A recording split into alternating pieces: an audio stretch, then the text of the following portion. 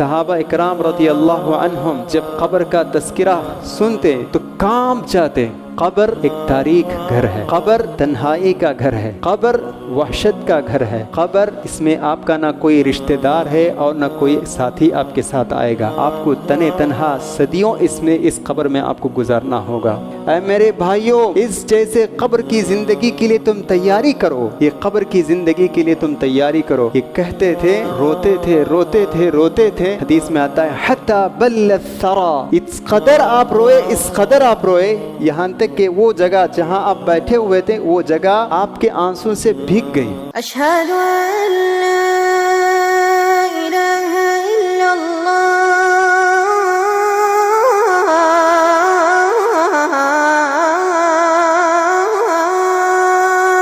السلام علیکم ورحمۃ اللہ وبرکاتہ۔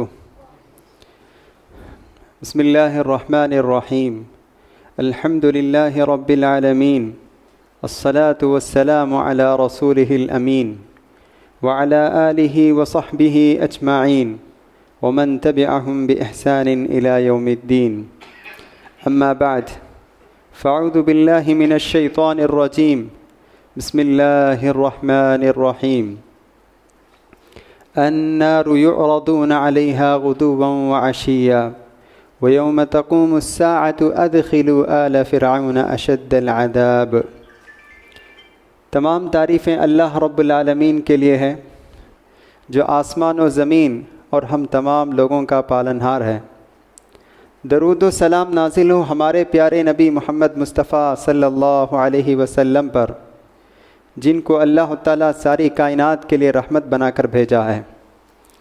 محترم بزرگوں، دوستوں، پیارے بچوں اور پردہ نشیں اسلامی ماں اور بہنوں، اللہ تعالیٰ کی حمد و ثنا بیان کرنے کے بعد میں نے قرآن مجید کی ایک آیت آپ لوگوں کے سامنے پڑھی ہے۔ اس آیت میں اللہ تعالیٰ ارشاد فرماتا ہے، النار یعرضون علیہا غدوا وعشیا۔ فرعون اور فرعون کو ماننے والے، فرعون کو اپنا رب ماننے والے، ان کو آگ کے عذاب میں پیش کیے جائیں گے، وہ سب آگ کا عذاب انہیں دیا جائے گا۔ وَيَوْمَ تَقُومُ السَّاعَةُ، اور جب قیامت قائم ہوگی تو انہیں اللہ تعالیٰ کہے گا کہ تم ان کو سخت عذاب میں داخل کرو۔ اس آیت میں اللہ تعالیٰ ارشاد فرماتا ہے کہ فرعون اور جن لوگوں نے فرعون کو اپنا رب مانتے ہیں ان کے بارے میں اللہ تعالیٰ فرماتا ہے کہ انہیں قبر میں صبح و شام یعرضون علیہا غدوا وعشیا، صبح و شام قبر میں آگ کا عذاب انہیں دیا جائے گا، اور جب قیامت قائم ہوگی تو پھر اور بھی سخت عذاب میں ان کو داخل کیا جائے گا۔ تو اس آیت سے تمام اہل علم، علماء کہتے ہیں کہ اس آیت سے یہ بات ثابت ہوتی ہے کہ قبر میں عذاب ہوتا ہے، قبر میں عذاب ہوتا ہے، کیونکہ اللہ تعالیٰ فرماتا ہے کہ فرعون اور فرعونیوں کو صبح شام آگ کا عذاب دیا جائے گا، اور پھر آگے اللہ فرماتا ہے قیامت جب قائم ہوگی تو اس سے سخت عذاب میں انہیں مبتلا کیا جائے گا۔ تو دو عذاب کا تذکرہ ہے، پہلے آگ کا عذاب، اور پھر جب قیامت قائم ہوگی تو اس سے سخت عذاب ان کو دیا جائے گا۔ تو اس سے علماء اور اہل علم کہتے ہیں کہ قبر میں عذاب کا ثبوت اس سے ملتا ہے کہ قبر میں بھی عذاب ہوتا ہے۔ تو محترم حضرات اور خواتین اسلام، انسان جو کچھ کرتا ہے اس کا جزا، اس کا بدلہ پانے کے لیے قیامت تک کا انتظار کرنے کی ضرورت نہیں ہے۔ جیسے ہی آنکھ بند ہو جائیں تو اس کے نعمتوں کا سلسلہ شروع ہو جاتا ہے یا عذاب کا سلسلہ شروع ہو جاتا ہے۔ اسی لیے کہا گیا من مات فقد قامت قیامتہ، جو آدمی انتقال ہو گیا تو اس کی قیامت قائم ہو گئی۔ یعنی قبر میں ہی پتہ چل جاتا ہے کہ قیامت کے دن اس کے ساتھ کیا معاملہ ہوگا، اس کا اندازہ قبر ہی میں اس کو ہو جاتا ہے، قبر ہی میں نعمت کا سلسلہ شروع ہو جاتا ہے۔ اگر وہ نیک آدمی ہے، اچھا آدمی ہے، تو قبر ہی میں اس کے انعامات کا سلسلہ شروع ہو جاتا ہے۔ اگر وہ برا آدمی ہے تو قبر ہی میں عذاب شروع ہو جاتا ہے، اور اس کو اندازہ ہو جاتا ہے کہ قیامت کے دن اور بھی اس کو سخت عذاب دیا جائے گا۔ اسی لیے ہم دیکھتے ہیں حدیث میں آتا ہے کہ اللہ کے رسول صلی اللہ علیہ وسلم فرماتے ہیں کہ اگر جنازہ، اگر میت اگر نیک ہے، صالح ہے، تو وہ میت کہتا ہے، اگرچہ کہ ہم اس کو نہیں سنتے ہیں، لیکن اللہ کے رسول فرماتے ہیں کہ وہ میت کہتا ہے کہ قدمونی قدمونی، تم مجھے قبر کی طرف جلدی لے کر جاؤ، کیونکہ میرے لیے قبر میں نعمتوں کا سلسلہ میرا انتظار کر رہے ہیں، نعمت میرا انتظار کر رہی ہیں، تم مجھے جلد از جلد مجھے قبر کی طرف لے کر جاؤ۔ اور اسی طرح اگر کوئی برا آدمی ہے، میت اگر برا آدمی ہے، تو وہ کہتا ہے یا ویلتا، کہ ہائے افسوس، تم مجھے کہاں لے کر جا رہے ہو۔ تو اس سے معلوم ہوتا ہے کہ قبر میں ہی نعمت کا سلسلہ یا سزا کا سلسلہ شروع ہو جاتا ہے، اور جب قیامت قائم ہوگی تو اس کی سزا کی نوعیت ہی الگ ہوگی۔ تو محترم حضرات اور خواتین اسلام، انسان کی زندگی کے 3 مراحل ہیں، ایک دنیاوی زندگی، اور ایک قبر کی زندگی جسے ہم برزخ کی زندگی کہتے ہیں، اور تیسری اور آخری زندگی ہے آخرت کی زندگی۔ انسان یہ تینوں زندگیوں کے مراحل سے گزرتا ہے، کوئی انسان کسی مرحلے کو چھوڑ کر ایک دوسرے مرحلے کی طرف نہیں جا سکتا ہے، دنیاوی زندگی، قبر کی زندگی اور آخرت کی زندگی۔ تو میں آج کے اس درس میں اسی قبر کی زندگی کے تعلق سے کچھ باتیں میں آپ لوگوں کے سامنے کہنا چاہتا ہوں۔ آج ہم دنیا میں ایک دوسرے سے آگے بڑھنے کے شوق، خواہش اور مال و دولت کی ہوس اور حرص کی وجہ سے ہم اس قبر کی زندگی کو بھلا بیٹھے ہیں۔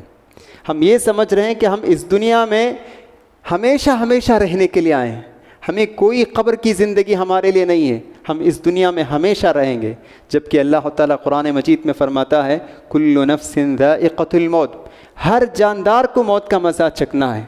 دیکھ لو تم سے پہلے کتنے بادشاہ پیدا ہوئے، کتنے حکمران پیدا ہوئے، لیکن سب کے سب انتقال ہو کر چلے گئے، سب کے سب قبر میں اب آرام کر رہے ہیں۔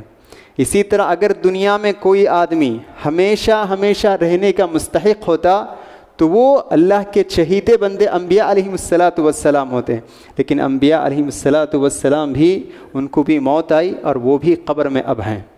تو بہرحال قبر کی زندگی سے ہم غافل ہو چکے ہیں، بس دنیا کی چمک دمک اور دولت کمانے کے شوق، ایک دوسرے سے آگے بڑھنے کی رغبت میں ہم قبر کی زندگی کو بھلا بیٹھے ہیں۔ اسی کی طرف اشارہ کرتے ہوئے اللہ تعالیٰ قرآن میں کہتا ہے الہاکم التکاثر حتی زرتم المقابر، ایک دوسرے سے آگے بڑھنے کی رغبت مال و دولت میں اس نے تم کو غافل کر دیا ہے اللہ سے، اللہ کی یاد سے۔ تمہیں اس کا اندازہ اس وقت ہوگا جب تم قبر میں جاؤ گے، حتی زرتم المقابر، جب تم قبر میں دفن کر دیے جاؤ گے، جب تمہیں اس کی حقیقت معلوم ہوگی کہ کاش ہم اس قبر کی زندگی کے لیے تیاری کیے ہوتے تو کتنا بہتر ہوتا۔ قبر ایک تاریک گھر ہے، قبر تنہائی کا گھر ہے، قبر وحشت کا گھر ہے، قبر اس میں آپ کا نہ کوئی رشتہ دار ہے اور نہ کوئی ساتھی آپ کے ساتھ آئے گا، آپ کو تنہا صدیوں اس قبر میں آپ کو گزارنا ہوگا۔ قبر کی زندگی کوئی معمولی زندگی نہیں۔ صحابہ اکرام رضی اللہ عنہم جب قبر کا تذکرہ سنتے تو کانپتے تھے۔ ایک مرتبہ اللہ کے رسول صلی اللہ علیہ وسلم مسجد نبوی میں قبر کا تذکرہ کیے تو حدیث میں آتا ہے ضج المسلمون ضجہ، کہ صحابہ اکرام رضی اللہ عنہم اس قبر کے ذریعے سے اتنا روئے کہ مسجد گونج اٹھی، اس قدر وہ کانپنے لگے، رونے لگے، لرزنے لگے کہ یہ قبر کی زندگی ہے۔ پیارے نبی صلی اللہ علیہ وسلم فرماتے ہیں ما رأیت قط والقبر افضع من، کہ اللہ کے رسول صلی اللہ علیہ وسلم فرماتے ہیں قبر سے بڑھ کر کوئی بھیانک منظر میں نے اپنے زندگی میں نہیں دیکھا ہے۔ اس قدر قبر کی زندگی یہ بہت ہی بھیانک اور خوفناک زندگی ہے، اس سے بڑھ کر میں نے کوئی اور منظر نہیں دیکھا ہے۔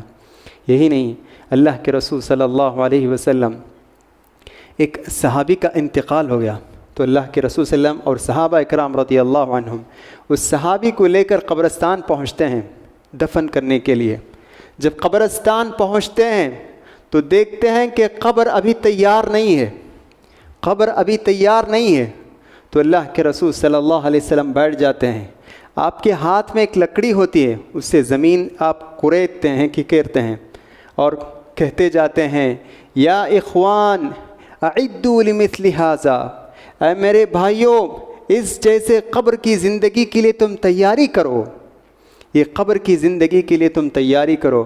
یہ کہتے تھے، روتے تھے روتے تھے روتے تھے، حدیث میں آتا ہے حتی بل الثری، اس قدر آپ روئے، اس قدر آپ روئے، یہاں تک کہ وہ جگہ جہاں آپ بیٹھے ہوئے تھے وہ جگہ آپ کے آنسوں سے بھیگ گئی۔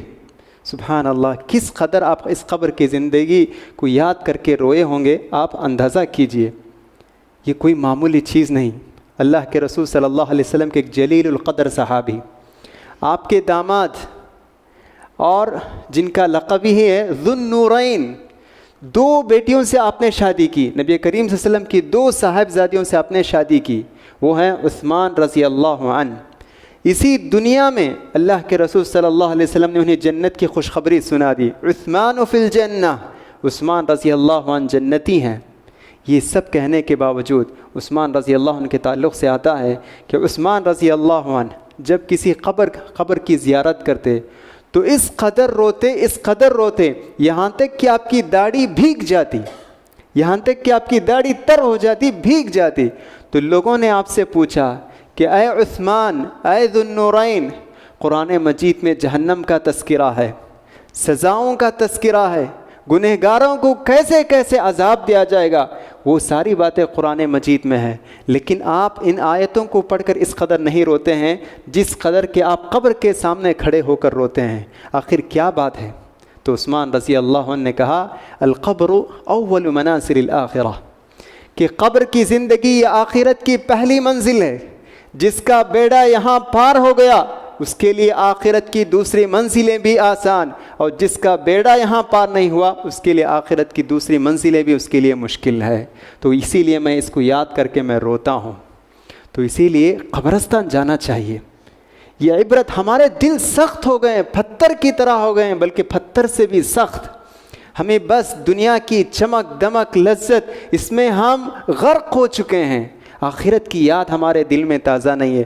ہمارے حسد، کبر، غرور، فقر، ان کو کچلنا چاہیے۔ اگر آپ یہ چاہتے ہیں تو قبر کی زیارت کرنی چاہیے۔ جیسے ہم پارک جاتے ہیں، جیسے ہم گھومنے کے لیے جاتے ہیں، کبھی ماہانہ 1 مرتبہ یا 2 ماہ میں 1 مرتبہ اپنے بچوں کے ساتھ بھی جانا چاہیے، دوست احباب کے ساتھ بھی قبرستان کی زیارت کرنی چاہیے۔ قبرستان کی زیارت کرنے سے آخرت کی یاد تازہ ہو جائے گی، اور ہماری حیثیت معلوم ہوگی، یہ دنیا کی حیثیت معلوم ہوگی، یہ عہدے کی حیثیت معلوم ہوگی، یہ منصب کی حیثیت معلوم ہوگی، جس پر ہم فخر کرتے ہیں کہ ہماری ہی طرح کتنے ہی بڑے بڑے لوگ اس قبرستان میں سو رہے ہیں، آج ان کی کوئی قدر و قیمت نہیں۔ اللہ کے رسول صلی اللہ علیہ وسلم نے کہا انی نہیتکم عن زیارت القبور فزوروها فإنها تذکرکم الآخرہ۔ اے میرے صحابہ، شروع میں نے تمہیں قبرستان کی زیارت سے میں نے تمہیں روکا تھا، لیکن آج میں تمہیں اس کا حکم دیتا ہوں کہ تم قبرستان کی زیارت کیا کرو۔ قبرستان کی زیارت کرنے سے آخرت کی یاد تازہ ہو جائے گی۔ ہم زبان سے اقرار کرتے ہیں کہ قیامت کا دن ہے، لیکن قیامت کے دن کے لیے کیسی تیاری کرنی چاہیے وہ تیاری نہیں کر رہے ہیں۔ ہم بس زبان سے کہتے ہیں، دل میں جو ایمان، جو یقین ہونا چاہیے وہ نہیں ہے۔ تو قبرستان کی زیارت کرنے سے یہ باتیں، آخرت کی یاد تازہ ہو جائے گی۔ تو محترم حضرات، تو قبر کی زندگی یہ بہت ہی اہم زندگی ہے، تو اسی لیے ہم قبرستان جانا چاہیے۔ قبرستان جا کر مردوں سے مانگنا نہیں چاہیے، مردوں سے مانگنا نہیں چاہیے، بلکہ مردوں کے لیے مانگنا چاہیے۔ قبرستان میں جو لوگ مدفون ہیں وہ آپ کے دعاؤں کے زیادہ محتاج ہیں۔ آپ ان سے مانگ نہیں سکتے ہیں، وہ کچھ بھی نہیں کر سکتے ہیں۔ اب وہ زمین کے اندر مدفون ہیں، وہ نفع نقصان پہنچانے کی کوئی صلاحیت، کوئی طاقت ان کے اندر نہیں۔ اب بس وہ ہماری دعاؤں کے محتاج ہیں، کہ وہ چاہتے ہیں کہ کوئی آدمی ان کے لیے دعا استغفار کرے تاکہ ان کو اس کا ثواب ملے، وہ یہ چاہتے ہیں ہم سے۔ تو ہم قبرستان جائیں، ان سے نہیں مانگنا چاہیے بلکہ ان کے لیے مانگنا چاہیے، تو اس سے ان کو فائدہ ہوگا، اللہ تعالیٰ ان کے گناہوں کو بخشے گا، انہیں قبر کے عذاب سے انہیں محفوظ رکھے گا۔ تو محترم حضرات، تو قبرستان کی زیارت کرنی چاہیے، تو اس کے بہت زیادہ فوائد ہیں، دل نرم ہوگا انشاءاللہ، آخرت کی یاد تازہ ہوگی، گناہوں سے ہم بچ سکتے ہیں۔ تو دیکھیے، انسان کو جب موت کا وقت آ جاتا ہے تو اللہ کے رسول صلی اللہ علیہ وسلم فرماتے ہیں کہ جب انسان وفات پا جاتا ہے اور جب آدمی کو قبرستان لے کر جاتے ہیں، لے کر جانے کے بعد جب دفن کر دیتے ہیں، دفن کر کے جب لوگ لوٹتے ہیں، واپس ہوتے ہیں، تو اللہ کے رسول صلی اللہ علیہ وسلم فرماتے ہیں کہ وہ مردہ یسمع خفق نعالہم، کہ لوگ دفن کرنے کے بعد جب نکل کر واپس جاتے ہیں اپنے گھروں کی طرف، ان کے چپلوں کی آواز بھی وہ مردے سنتے ہیں۔ اللہ تعالیٰ یہ صلاحیت ان کو دیا ہے کہ جب وہ مردوں کو دفن کر کے واپس جاتے ہیں تو ان کے چپلوں کی آواز بھی وہ سنتے ہیں۔ پھر اللہ کے رسول فرماتے ہیں 2 فرشتے ان کے پاس آتے ہیں، مردے کو بٹھاتے ہیں۔ آج ہمارے پاس یہ مردہ ہے، لیکن قبر میں دفن کرنے کے بعد اللہ کی جانب سے 2 فرشتے آتے ہیں، اس مردہ آدمی کو بٹھاتے ہیں، روح لوٹائی جاتی ہے اور وہ آدمی بیٹھتا ہے اور اس سے 3 سوالات کرتے ہیں۔ یہ 3 سوال میں سمجھتا ہوں ہم میں سے اکثر لوگ جانتے ہیں کہ پہلا سوال ہوتا ہے تمہارا رب کون ہے؟ من ربک؟ تو اس کا جواب اگر وہ آدمی مومن ہے، نیک ہے، تو وہ کہتا ہے اللہ۔ اور پھر دوسرا سوال ہوتا ہے ما دینک؟ تمہارا دین کیا ہے؟ تو وہ نیک آدمی ہے تو وہ کہتا ہے میرا دین اسلام ہے۔ پھر رسول اللہ صلی اللہ علیہ وسلم کو بتایا جاتا ہے اور کہا جاتا ہے کہ یہ آدمی کون ہے؟ تو وہ مومن آدمی ہے تو وہ کہتا ہے کہ یہ نبی ہیں جو ہماری طرف بھیجے گئے تھے۔ تو پھر جنت سے، آسمان سے آواز آتی ہے کہ میرے بندے نے سچ کہا، تم اس کے لیے جنت کا بستر بچھا دو، افرشوہ، کہ جنت کے لیے تم اس کا ایک بستر بچھا دو، والبسوہ، اور جنت کا لباس اسے پہنا دو، اور اس کے لیے قبر تا حد نگاہ کشادہ کر دو، وسیع کر دو۔ ہمارے لیے یہ قبر 6 فٹ ہے، لیکن اس مردے کے لیے، اس نیک آدمی کے لیے یہ قبر تا حد نگاہ کشادہ کر دی گئی ہے۔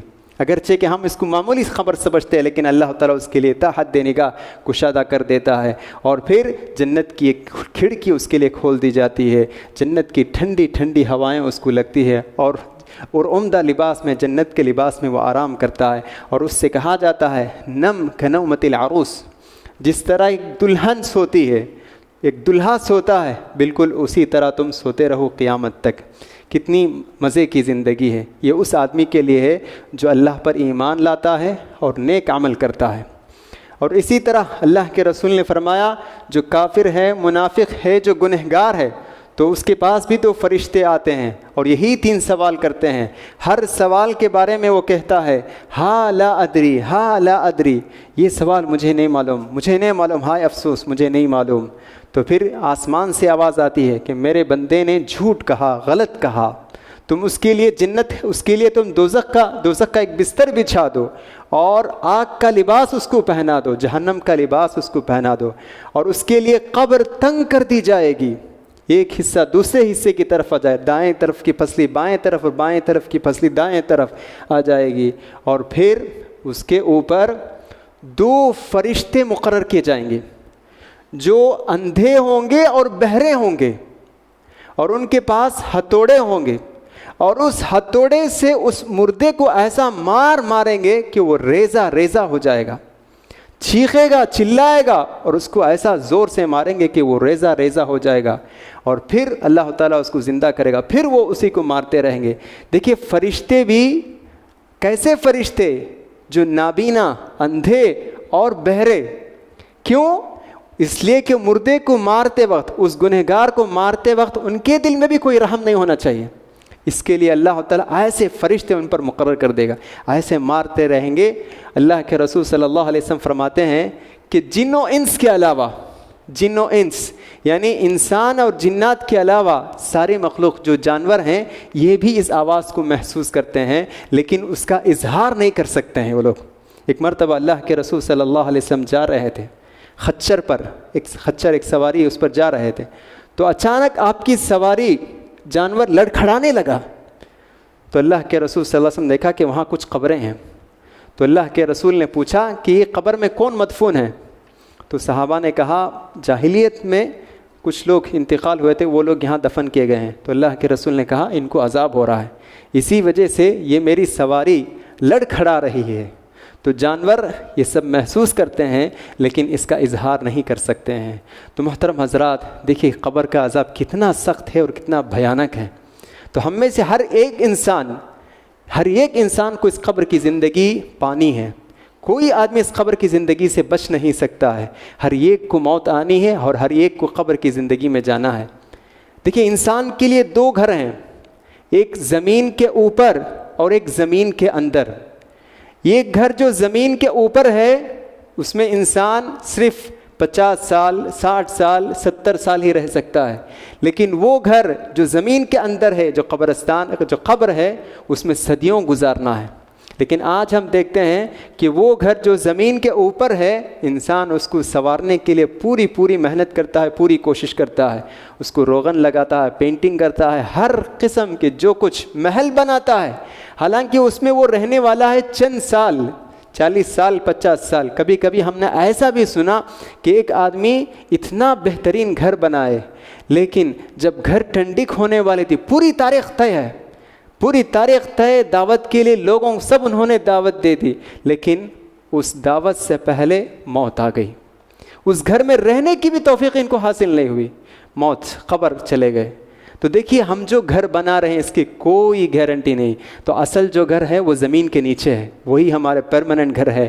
تو جس طرح ہم چند سال رہنے کے لیے جو گھر سنوارتے ہیں، اس سے زیادہ جو زمین کے اندر جو گھر ہے اس کو سنوارنا چاہیے، وہ ہے قبر۔ اس کو کیسے سنواریں گے؟ نیک عمل کے ذریعے سے، ذکر کے ذریعے سے، دعا کے ذریعے سے، نماز کے ذریعے سے، صدقہ اور خیرات کے ذریعے سے ہم اس کو سنوار سکتے ہیں۔ حدیث میں آتا ہے کہ اللہ کے رسول صلی اللہ علیہ وسلم فرماتے ہیں کہ جب نیک آدمی کو قبر میں دفن کیا جائے گا تو ایک خوبصورت آدمی، قبر میں تنہائی، قبر تنہائی کا گھر ہے، تو ایک خوبصورت آدمی اس تنہائی کے گھر میں آ کر کہے گا، وہ آئے گا تو یہ نیک آدمی مومن کہے گا کہ آپ اس تنہائی کے گھر میں کون ہیں؟ تو وہ کہے گا کہ میں تمہارا نیک عمل ہوں، انا عملک الصالح، میں تمہارا نیک عمل ہوں، تم جو روزہ رکھتے تھے، نماز پڑھتے تھے، ذکر کرتے تھے، صدقہ کرتے تھے، سارے نیک عمل کو اللہ تعالیٰ نے جیسا ایک خوبصورت آدمی کی شکل میں آج تمہارے سامنے کھڑا ہوں، تو اس طرح وہ آدمی ہمارا ساتھ رہے گا۔ تو یہ ہے قبر کو بنانے کا ایک طریقہ، تو اس پر ہمیں غور کرنے کی ضرورت ہے۔ تو محترم حضرات، اسی طرح قبر میں کن کن باتوں کی وجہ سے، کن کن گناہوں کی وجہ سے عذاب ہوتا ہے؟ قبر کے عذاب کے بہت سارے گناہ ہیں، شرک ہے، کفر ہے، اسی طرح سود خوری ہے، زنا ہے، ان سب کی وجہ سے بھی قبر میں عذاب ہوتا ہے۔ اور اسی طرح بالخصوص پیشاب کے قطروں سے نہ بچنا اور چغل خوری کرنا، یہاں کی بات وہاں پہنچانا، وہاں کی بات یہاں پہنچانا، اور آپس میں لڑائی پیدا کرنا، لڑائی کا سبب بننا، یہ بھی جو ہے اسی کو چغل خوری کہتے ہیں، یہ بھی جو ہے قبر کے عذاب کے اسباب میں سے ایک سبب ہے۔ اللہ کے رسول صلی اللہ علیہ وسلم ایک مرتبہ قبرستان پر سے گزر رہے تھے، اپنے 2 قبر پر سے آپ گزرے، تو آپ نے کہا یہ 2 قبر میں جو آدمی مدفون ہیں انہیں عذاب دیا جا رہا ہے۔ وما يعذبان فی کبیر، ان 2 قبروں میں جو آدمی جو مدفون ہیں کسی بڑے گناہ کی وجہ سے ان کو عذاب نہیں ہو رہا ہے، یعنی بڑے گناہ ان کی نظر میں نہیں ہے لیکن حقیقت میں ہے وہ بڑے گناہ، تو ان کی نظر میں کوئی بڑے گناہ نہیں ہے لیکن ان گناہوں کی وجہ سے ان دونوں کو عذاب ہو رہا ہے۔ تو آپ نے کہا اس میں سے ایک آدمی جو ہے لا یستنزہ من البول، پیشاب کے قطروں سے نہیں بچتا تھا، پیشاب کرتا تھا لیکن پاکی صفائی کا کوئی خیال نہیں کرتا تھا۔ تو جب ہم پیشاب کرتے ہیں تو پاکی صفائی کا پورا خیال کرنا چاہیے، اس کے کوئی چھینٹے ہمارے اوپر نہیں پڑنا چاہیے۔ اور دوسرا آدمی آپ نے کہا فکان یمشی بالنمیمہ، کہ وہ چغلخوری کرتے پھرتا تھا، تو اس کی وجہ سے ان دونوں کو عذاب ہو رہا ہے۔ تو اس سے معلوم ہوتا ہے کہ ان دونوں کی وجہ سے بھی قبر میں عذاب ہوتا ہے۔ اسی طرح قبر کے عذاب سے ہم کیسے کیسے بچ سکتے ہیں؟ قبر کے عذاب سے بچنے کے لیے کچھ طریقے ہیں۔ سب سے پہلا طریقہ یہ ہے کہ ہم توحید پر قائم رہیں اور شرک سے بچنے کی پوری کوشش کرنی چاہیے۔ جب ہم توحید پر قائم رہیں گے اور شرک سے دور رہیں گے تو انشاءاللہ قبر کے عذاب سے ہم محفوظ رہ سکتے ہیں۔ اور اسی طرح قبر کے عذاب سے محفوظ رہنے کے لیے اللہ سے ہمیشہ دعائیں مانگتے رہنی چاہیے، دعائیں کرتے رہنی چاہیے۔ کہ اللہ کے رسول صلی اللہ علیہ وسلم کے تعلق سے آتا ہے کہ جب بھی آپ نماز پڑھتے تھے تو ہمیشہ آپ قبر کے عذاب سے پناہ مانگتے تھے، اللہ تعالیٰ سے قبر کے عذاب سے پناہ مانگتے تھے کہ پروردگارا تو مجھے قبر کے عذاب سے محفوظ رکھ، اللہم انی اعوذ بک من عذاب جہنم ومن عذاب القبر۔ تو اسی لیے جب بھی ہم نماز پڑھتے ہیں تشہد کے بعد یہ دعا ضرور پڑھنی چاہیے، اللہم انی اعوذ بک من عذاب جہنم ومن عذاب القبر ومن فتنة المحیا والممات۔ اور اسی طرح ایک اور چیز بھی ہے کہ اللہ کے رسول صلی اللہ علیہ وسلم، اس حدیث میں آتا ہے کہ اللہ کے رسول صلی اللہ علیہ وسلم نے فرمایا ان فی القرآن سورۃ لہ 30 آیہ شفعت لرجل حتی غفر لہ، کہ اللہ کے رسول فرماتے ہیں کہ قرآن مجید میں ایک سورت ہے جس میں 30 آیتیں ہیں، تو جو شخص ان کو پڑھتا ہے، ان کو یاد کرتا ہے، تو اللہ کے رسول فرماتے ہیں تو وہ سورت اللہ کے پاس سفارش کرے گی یہاں تک کہ اس کے گناہ معاف کر دیے جائیں گے۔ تو وہ سورت ہے سورہ ملک، اور سورہ ملک کے بارے میں آتا ہے کہ اللہ کے رسول نے فرمایا ہی المانعۃ من عذاب القبر، کہ یہ قبر کے عذاب سے روکنے والی سورت ہے، کہ جو شخص ان کو پڑھتا ہے تو انشاءاللہ وہ سورت آدمی کو قبر کے عذاب سے بچائے گی، محفوظ رکھے گی۔ اور صحابہ کہتے ہیں کہ کننا نسمیہا المانعہ، رسول اللہ صلی اللہ علیہ وسلم کے زمانے میں ہم اس صورت کو مانعہ کہتے تھے، یعنی بچانے والی صورت، روکنے والی صورت، یہ ہم کہتے تھے۔ اور رسم سے یہ بھی ثابت ہے کہ اللہ کے رسول صلی اللہ علیہ وسلم سونے سے پہلے یہ صورت پڑھا کرتے تھے۔ تو اس لیے کوشش کریں کہ ہم جس قدر ہو سکے رات میں سونے سے پہلے سورہ کو پڑھیں، انشاءاللہ جس قدر ہو سکے اس کا اہتمام کرنے کی کوشش کریں، اور اسی طرح اس صورت میں جو باتیں بتائی گئی ہیں اس پر بھی ہم غور کریں اور اس پر بھی عمل کرنے کی کوشش کریں۔ دیکھیے تو یہ مختصر یہ ہے کہ قبر کا عذاب اور قبر کا بیان، تو قبر کی زندگی کے لیے ہمیں تیاری کرنی چاہیے۔ تو اس کے لیے تیاری جیسا اس رمضان میں ہم جس طریقے سے نمازوں کا ہم اہتمام کیے، قیام اللیل کا ہم اہتمام کیے، تہجد کا اہتمام کیے، ذکر و اذکار کا اہتمام کیے، اسی طرح رمضان کے بعد بھی یہ سلسلہ باقی رہنا چاہیے، اس لیے کہ موت کب آئے گی کسی کو اس کا پتہ نہیں، اس کا علم نہیں ہے۔ اللہ تعالیٰ قرآن مجید میں فرماتا ہے وما تدری نفس ماذا تکسب غدا وما تدری نفس بأی ارض تموت، کل انسان کیا کمائے گا اور کہاں اس کو موت آئے گی، یہ بات اللہ کے علاوہ کسی کو نہیں معلوم۔ موت بچے کو بھی آ سکتی ہے، جوان کو بھی آ سکتی ہے، بوڑھے کو بھی آ سکتی ہے، کسی کو بھی انسان آ سکتی ہے، اور موت کے لیے کوئی جگہ بھی مقرر نہیں، مسجد میں بھی آ سکتی ہے، مارکیٹ میں بھی آ سکتی ہے، آفس میں بھی آ سکتی ہے، کہیں بھی آ سکتی ہے۔ تو اس کے لیے ہمیں تیار رہنی چاہیے۔ موت کے بعد کی جو زندگی ہے وہی اصل زندگی ہے، تو اس زندگی کو سنوارنا چاہیے، ہمارے قبر کو سنوارنا چاہیے۔ گھروں کو جس طرح ہم سنوارتے ہیں اسی طرح قبر کو سنوارنا یہ بہت ضروری ہے، اسی میں ہم کو صدیوں گزارنا ہے، اسی قبر میں ہمیں قیامت کی صبح تک رہنا ہے۔ تو یہ گھر اگر تاریک ہو، یہ گھر اگر وحشت کا گھر ہو، تو پھر ہماری زندگی بہت ہی خطرے میں رہے گی۔ تو اللہ تعالیٰ سے دعا ہے کہ اللہ تعالیٰ ہم تمام لوگوں کو اللہ تعالیٰ ہم تمام لوگوں کو قبر کے عذاب سے ہمیں محفوظ رکھے، اور قبر ہمارے قبروں کو کشادہ کرے، نوروں سے بھر دیں، اور قبر کے جو عذاب قبر کے جو گناہ ہیں اللہ تعالیٰ ان سارے گناہوں سے ہماری حفاظت کریں۔ آمین۔ وآخر دعوانا الحمد للہ رب العالمین۔